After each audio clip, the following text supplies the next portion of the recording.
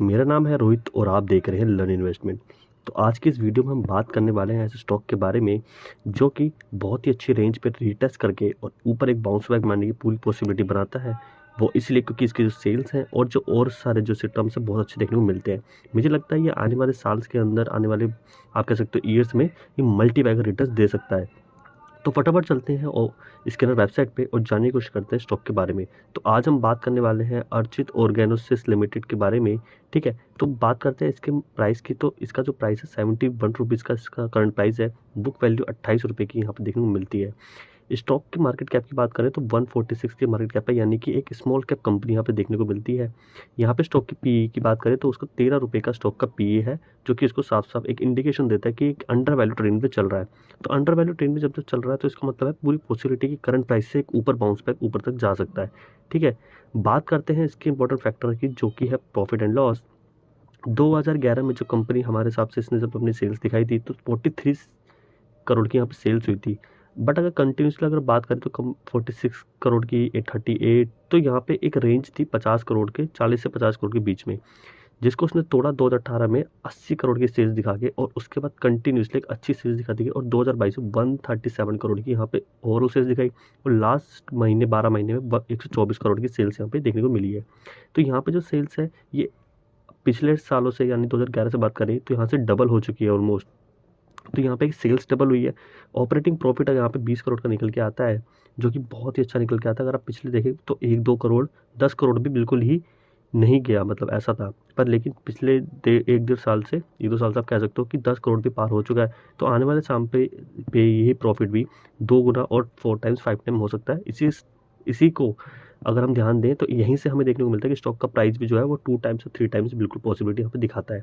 ठीक है, यहाँ पे अगर हम बात करें नेट प्रॉफिट की तो नेट प्रॉफिट ऑलमोस्ट 8 करोड़ का, जो कि ऑल टाइम हाई है। पिछले अगर सालों से बात करें तो माइनस में था, और इस साल तो बिल्कुल ही डबल होगा, तो वो यहाँ पे दिखाई दे रहा है। अगर 2 साल पहले की बात करेंगे तो यहाँ से तो मतलब चांदी ही चांदी वाली बात हो गई। स्टॉक के डिविडेंड की बात करेंगे तो डिविडेंड इसने 20% का दिया है, क्योंकि इतना हेल्दी पे आउट इसने दिया है एज कम्पेयर टू अगर स्टॉक की प्राइस की बात करें। तो यहाँ पे अगर आप बात करेंगे, अगर आप इतना अच्छे स्टॉक्स को लेते हैं जिसके आने वाले टाइम पे जिसकी ग्रोथ भी अच्छी है और डिविडेंड भी देगा, तो यानी कि मेरे को लगता है ये आपके पोर्टफोलियो में बिल्कुल ही होना चाहिए। ये मेरी एक सजेशन है। ठीक है, और इसके बारे में जानने की कोशिश करते हैं फिलहाल।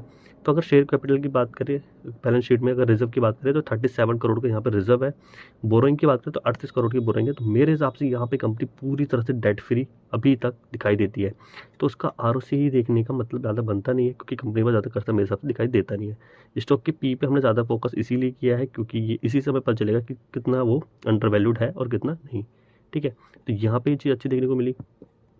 बात करते हैं एक इंपॉर्टेंट फैक्टर, जो कि शेयर होल्डिंग पैटर्न की बात करें तो 59% जो है प्रोमोटर्स की होल्डिंग है, यानी कि जो कंपनी के ओनर्स है, एक तरीके से कह सकते हो वो उनकी होल्डिंग्स है। ठीक है, ओनर्स तो हर कोई ही होता है, बट लेकिन प्रोमोटर्स की पूरी रिस्पॉन्सिबिलिटी होगी कंपनी को ग्रो करना। डी की डोमेस्टिक, यानी कि जो हमारे इंडियन इन्वेस्टर्स है उसकी बात करें तो अभी इस टाइम पे कोई भी इसका डोमेस्टिक इन्वेस्टर यहाँ देखने को नहीं मिलता, इसीलिए इसके अंदर जो बड़ी मूवमेंट है वो अभी नहीं बन पा रही है। पब्लिक में बात करें तो पब्लिक में 40% की यहाँ पे शेयर होल्डिंग है। तो यानी कि मेरे को लगता है कि आने वाले टाइम पे ये जो पब्लिक शेयर होल्डिंग पैटर्न है कहीं ना कहीं डाइल्यूट होगा, क्योंकि अभी क्या है, ये अभी जिस प्राइस पे चल रहा है ये बहुत ही अच्छे प्राइस से मेरे हिसाब से चल रहा है। अगर आप अभी लेते हैं तो आपको आने वाले कुछ सालों के अंदर यहाँ पे बहुत अच्छी बड़ी मूवमेंट देखने को मिल सकती है, जैसे इसमें FIA और DIS की एंट्रीज हो गई। ठीक है, तो यहाँ पे अगर बात करें प्रोमोटर्स की होल्डिंग बहुत ही अच्छी है। ठीक है, इतनी अच्छी प्रोमोटर्स की होल्डिंग बहुत ही कम शेयर्स में आपको देखने को मिलती है।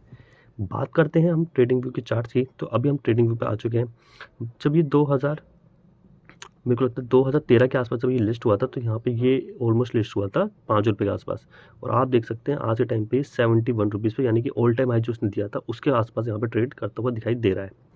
ठीक है, तो अगर हम यहाँ पे चलें और अगर मैं यहाँ से एक आपके लिए हाई लगाऊं कि हमारे लिए जो हाई है, देखिए ये जो हाई है, ये हाई आपका निकल के आता है जब 2017 अप्रैल का।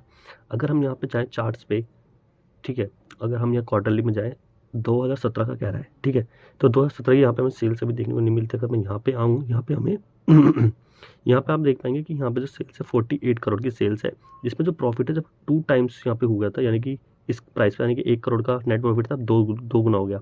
तो स्टॉक का प्राइस जो है यहाँ पे तक चला गया। ठीक है, इसी तरीके से अगर हम बात करें आज के टाइम पे, तो आज के टाइम पे जो प्रॉफिट है वो भी 2 टाइम्स हो चुका है। यहाँ पे बात करें 5 करोड़, तो आज जो है 11।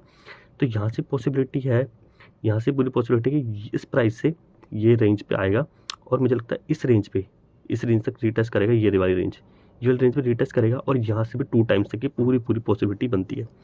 तो ये तो होगी एनालिसिस की। अब हम बात कर लेते थोड़े चार्ट्स पैटर्न्स की कि हमें क्या पैटर्न्स देखने को मिलते हैं। अगर मैं ब्रश पे जाऊँ तो यहाँ पे अगर मैं ब्रश को सिलेक्ट करके अगर बनाऊँ तो यहाँ पर आप देखेंगे ये बना कप और ये बना एक हैंडल और ये बनी बिग वॉल्यूम, ठीक है, ये वॉल्यूम्स बनी है। तो अगर हम इस बारे में बात करें तो यहाँ पे अगर आप देखेंगे इस प्राइस पर अगर बात देखेंगे तो ये बना कप और ये हैंडल।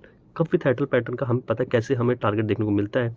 अगर मैं यहाँ पे जाऊँ और टॉप से बॉटम पे इसको लगाऊँ, ठीक है, और इसके टॉप से हम उठा के यहाँ पे कॉपी एंड पेस्ट मारते हैं एक तरीके से, तो यहाँ पे 90% के आसपास का टारगेट है। यानी कि जैसा कि आपको मैंने अभी बताया वीडियो में ही स्टार्टिंग में कि 2 टाइम्स, तो 90% का मतलब हो गया 2 टाइम्स। 2 टाइम्स मतलब कि इससे डबल हो जाएगा। यानी कि देखिए अभी प्राइस है 71 पे, मेरे को लगता है जैसे ही ये प्राइस आता है 64 पे आसपास या 65 के आसपास, तो आप यहाँ पे बाय कर सकते हो और 121 तक का बिल्कुल टारगेट देखने को मिलेगा। यानी कि 65 से 121 यानी कि ऑलमोस्ट 90% का गेन, जैसा कि यहाँ पे भी आपको देखने को मिला है। पहले जब बिल्कुल ही प्राइस 3 रुपये के आसपास मतलब ऐसा था, तो यहाँ से जब प्राइस डबल हुआ तो ऑलमोस्ट स्टॉक का प्राइस भी है सालों के अंदर 35 से ऑलमोस्ट 80 रुपये 90 रुपये के आसपास पहुँच गया, यानी कि डबल से भी ज़्यादा।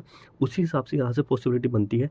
ठीक है, कब जो चार्ट का जो पैटर्न है वो भी इसको साथ साथ इंडिकेटर देता है कि 100% तक गेन हो सकता है, यानी कि 90% गेन, और साथ साथ इसकी सेल्स में इंडिकेट देती है कि यहाँ से भी डबल होने की पूरी पॉसिबिलिटी है। तो यानी कि जब दो इंडिकेटर्स आपको पूरी पॉसिबिलिटी बना रहे हो कि यहाँ से डबल हो सकता है, तो यहाँ से पूरी एक चांस बनता है यहाँ से इसको बाय करने का। तो यही है वीडियो में एनालिसिस। अगर आप चाहें तो अगर आपको कमेंट कर सकते हैं कि आपको कौन से स्टॉक्स के बारे में और नॉलेज लेनी है या क्या करना है, तो आप प्लीज़ पिंक कर सकते हैं। उस पर एक वीडियो मैं पूरी बनाने की कोशिश करूँगा, ठीक है पूरी। और आपको वीडियो अगर पसंद आती है प्लीज़ आप लाइक भी कीजिए, share the channel. Thank you all, bye.